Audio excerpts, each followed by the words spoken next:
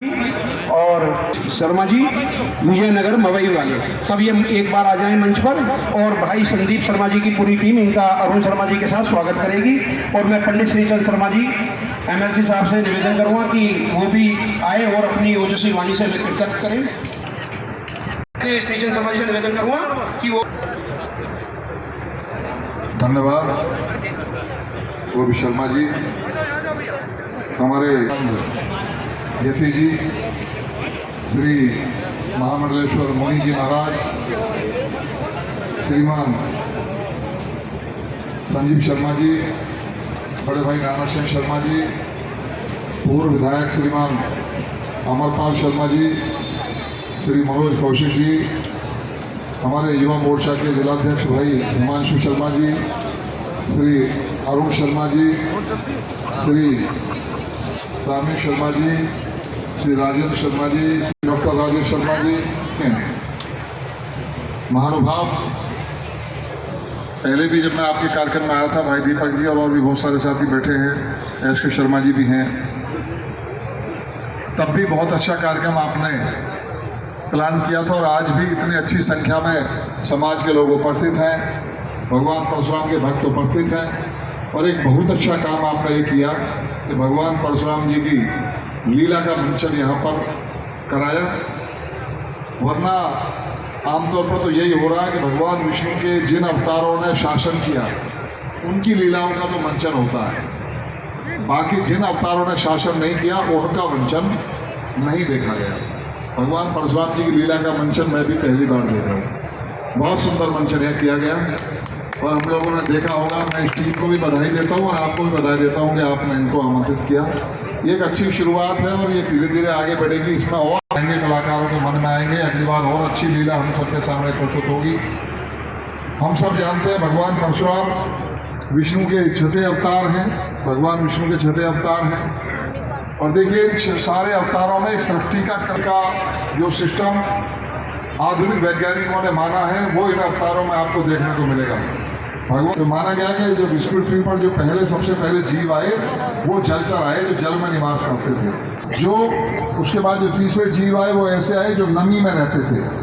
तो वो नमी में वाराह अवतार भगवान विष्णु का शुकर अवतार आता है जो नमी में रहना पसंद करता है। और तीसरे अवतार के बाद चौथा अवतार आता है जो गलत कहता है, बंदर नहीं थे लेकिन जीव ने धीरे धीरे विकास होना विकसित होना सीखा, तो वो नृसिंह अवतार आता है, भगवान नृसिंह का अवतार आता है।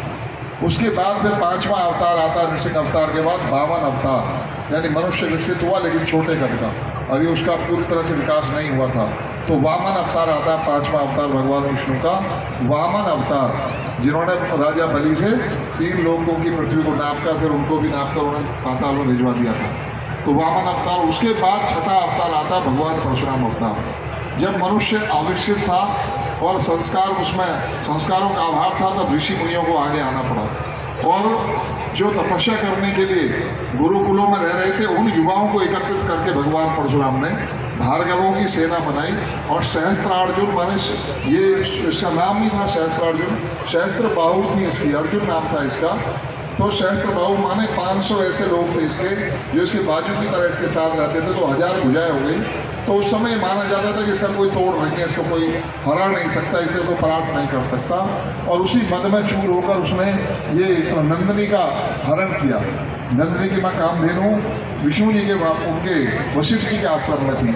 ये यहाँ गलत कहा गया, कामधेनु नहीं थी, नंदिनी है ये। उनकी पुत्री नंदिनी थी जो इनके आश्रम में थी। और जब ये ले जाना चाहता तो ले जा नहीं पाया था, वो छुड़ा के भाग गई थी, इसके वश में नहीं आई थी। जब इन्होंने कहा कि माते अब अपनी रक्षा आप करो, हमसे अक्षरा हो नहीं पा रही, तो फिर अपने आप जो है अपने सिंहों के बल से इनके शेरा को हरा के निकल गए। तो वो नंद नहीं थी। तो लेकिन आप एक बात ध्यान में आती है, आप सब लोग जरा एक सीख लें इस लीला से। अपने धन का ज्यादा प्रदर्शन हानिकारक होता है। वो मना भी कर रहा था कि आप ऋषि हो, आप कैसे मेरी सब व्यवस्थाएं कर पाओगे, लेकिन उन्होंने ज़्यादा ही सदाशयता, ज़्यादा दयालुता दिखा दी कि नहीं हम आपकी सब व्यवस्थाएं कर लेंगे। तो अपने सामर्थ्य का ज़्यादा प्रदर्शन आवश्यक नहीं है। आपने देखा होगा जो व्यापारी, बड़े बड़े व्यापारी वैश्य, वो कभी जेब में ऊपर नोट रख के नहीं चलते। बाजार में जमा करने जाएंगे तो गंदा मेला सा थैला लेकर उसमें पैसे रख के लेके जाते हैं। जिनके पास पैसे कम होते हैं वो ऊपर की जेब में रखते हैं 500 के नोट, और वो भी झिंगी सी जेब होगी, झिंगी सी जेब में दिखाई देगा हाँ इनकी जेब में पैसे हैं। प्रदर्शन हमेशा गरीबी की उजागर करता है, अपनी मानसिक गरीबी को उजागर करता है। प्रदर्शन से बचना चाहिए। बिला वजह का प्रदर्शन आपको मुश्किलें आमंत्रित करेगा। बिला वजह के प्रदर्शन की आवश्यकता नहीं है। हमें ये जो युद्ध हुआ इसकी शुरुआत का कारण ये है। वो पानी मांग रहा तो पानी पिला के भेज देते, क्या जरूरत थी उसको सारी दावत देने की। दावत करा के अपने लिए मुसीबत की दावत मोल ले ली, तो भगवान परशुराम जी को वो सब करना पड़ा जो वो नहीं करना चाहते थे, वो शर्त उठाना पड़ा। तो ये भी सीख इससे लेने की आवश्यकता मुझे लगता है, वो हमें सीखना चाहिए। भगवान परशुराम जी ने जो 2 बात कहेंगे, शास्त्र और शास्त्र दोनों चाहिए। देखिए, और शस्त्र और शास्त्र का मतलब ये नहीं, शास्त्र केवल पूजा पाठ सिखाते हैं।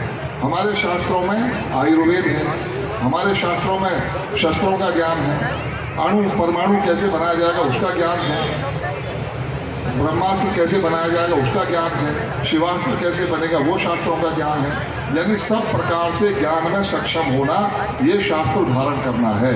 केवल पांडित्य सीख लेना शास्त्र धारण करना नहीं हुआ। जो हमारे वेदों में सब प्रकार का जो ज्ञान है, प्रकृति का ज्ञान, पर्यावरण का ज्ञान, शस्त्रों का ज्ञान, सृष्टि का ज्ञान। आप गरुड़ पुराण में कभी पढ़ के देखिए। अभी आप जो एक्सरे मशीन से देखते हो कि बच्चा जो है कितने दिन का डेवलप हो गया, कैसा है, तो गरुड़ पुराण में पहले से लिखा कि जब बच्चा इतने दिन का हो जाएगा तो उसमें ये अंग डेवलप हो जाएंगे, जब इतने दिन का होगा तो उसके ये अंग डेवलप हो जाएंगे, तो उसमें जीभ पड़ जाएगा, उसमें स्मृति आ जाएगी। वो सब गरुड़ पुराण में वर्णन है, जैसे उनके पास एक्सरे मशीन थी। तो वो ज्ञान के मामले में तो हमेशा कहता हूँ, ज्ञान के मामले में भारत ने दुनिया को सिखाया, सीखने की जरूरत नहीं पड़ी।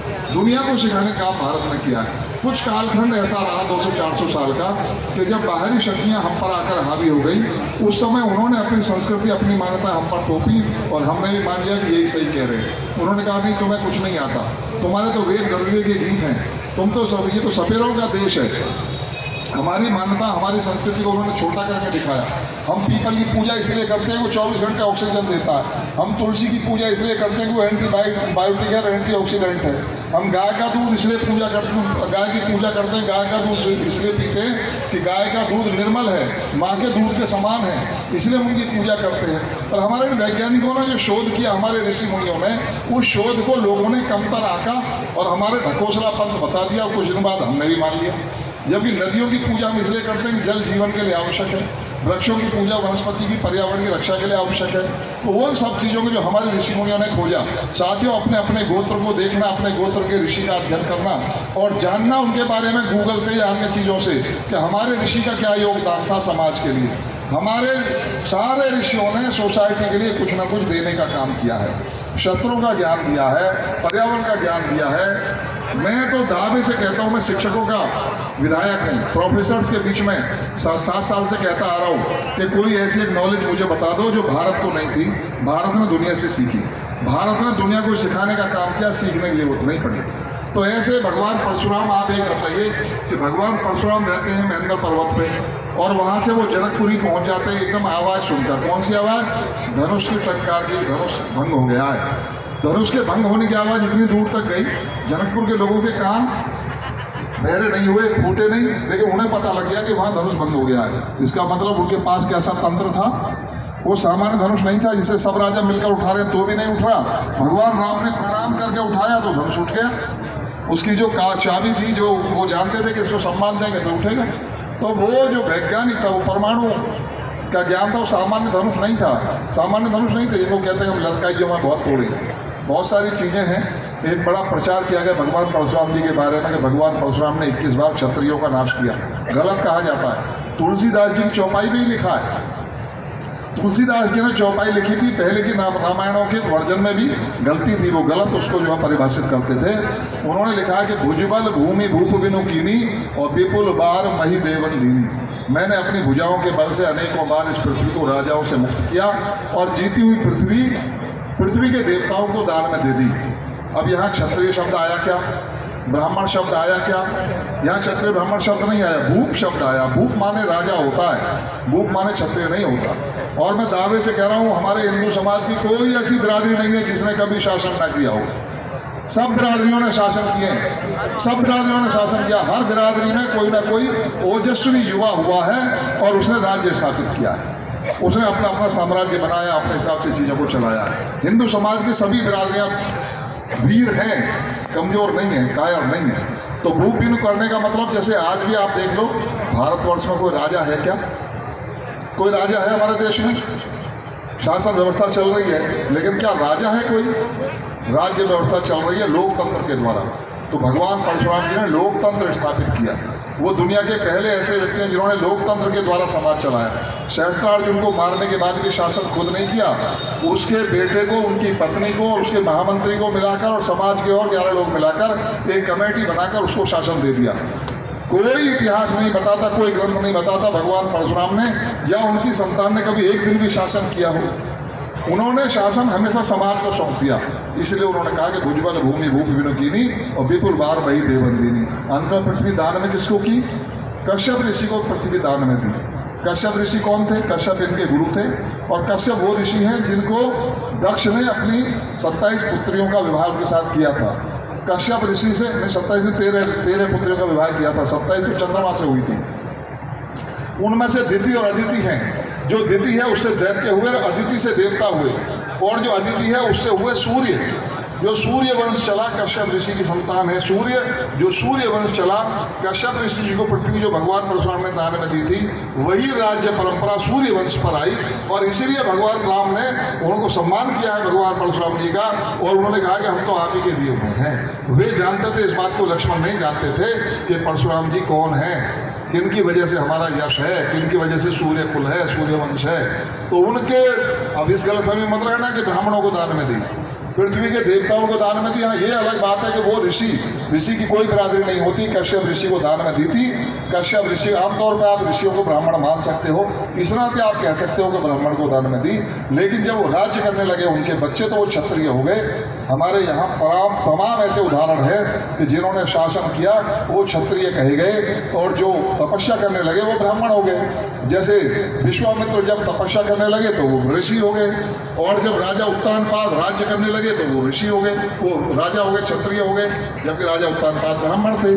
तो ऐसे तमाम उदाहरण आपको मिलेंगे कि जो तपस्या करने के कारण ब्राह्मण हो गए और राज्य करने के कारण क्षत्रिय हो गए। तो ये जो भगवान परशुराम जी के बारे में भ्रांतियाँ हैं वो भी हमें दूर करनी चाहिए, उनके बारे में अच्छे से अध्ययन करना चाहिए, और उनका घर घर में पूजन भी हो। और देखिए, आज आवश्यकता है, आज के कुल की आवश्यकता है, आज के युग की आवश्यकता है कि हम शक्तिशाली बनें। कमजोर को कोई भी गाली देकर निकल जाता है। अभी कुछ दिन पहले ही आपने सुन लिया होगा, जिसके जो मन में आता, जो मुंह में आता बोल देता है। कमजोर को ऐसे ही बोला जाता है, मजबूत को कोई नहीं बोलता। मजबूत का डर रहता है कि मजबूत बुक को बोलेंगे तो वो डांट ठोक देगा। तो सिर्फ डांट ठोकने की सामर्थ्य भी चाहिए, आर्थिक शक्ति भी चाहिए, आर्थिक रूप से भी मजबूत बने हमारे बालक, एजुकेशन में भी मजबूत बने। और ज़्यादा मैं हमेशा ये बात कहता हूँ कि भाई, भगवान परशुराम जयंती जब मनाओ तो सभी बिरादरी के लोगों को बुलाओ, सबको सबके साथ मिलकर बनाओ। ब्राह्मण सभा करो तब केवल ब्राह्मणों की करो, कोई दिक्कत नहीं। लेकिन जयंती में सब समाज शामिल हो, सभी समाज, सभी बिरादरियों के लोग होने चाहिए, कि भगवान सबके हैं, सबको उसमें होना चाहिए। दूसरे में कहता हूँ कि आप बच्चों को आप ये बात शिक्षा मत दो कि बेटा पढ़ ले, कोई तीसरी नौकरी लग जाएगी। केवल नौकरी के लिए मत पढ़ाओ, उसकी योग्यता बढ़ाओ हर दृष्टि से, और कहो कि अच्छा सा उद्योग लगा जिससे खुद भी रोजगार ले और दूसरों को भी रोजगार दे। रोजगार देने वाले बनो। हमसे कम बिरादरी में है वैश्य, लेकिन वैश्यों ने पूरी दुनिया में अपना परचम फहराया है। मैं 2 बिरादरियों को देखता हूँ, एक वैश्य और एक सरदार। ये कभी मैंने कमजोर स्थिति में नहीं देखे। ये अपनी बुद्धिमानी से अपना वर्चस्व बना लेते हैं। दुनिया का दादा बना हुआ है आजकल अमेरिका, बना हुआ व्यापार के कारण, कारोबार के कारण, नौकरी के कारण नहीं। तो हमें अपने बच्चों को ये प्रेरणा देनी है कि भैया ठीक से पढ़ो लिखो, ताकि ठीक से कोई कारोबार कर सको, या फिर IAS IPS बन सको, या किसी बड़ी कंपनी के CEO बन सको। ये प्रेरणा देकर हम लोग चलेंगे तो जरूर हमारी आने वाली पीढ़ी का भला होगा। मुझे भी जल्दी जाना है, और आप लोगों को भी बहुत देर से आप लोगों का कार्यक्रम चल रहा है, इसलिए मैं अपनी वाणी को यहीं विराम देता हूँ। बहुत बहुत धन्यवाद, आप सब लोगों ने मुझे ध्यान से सुना, और आप सबकी उपस्थिति को प्रणाम करता हूँ। बहुत बहुत धन्यवाद, सभी को नमस्कार।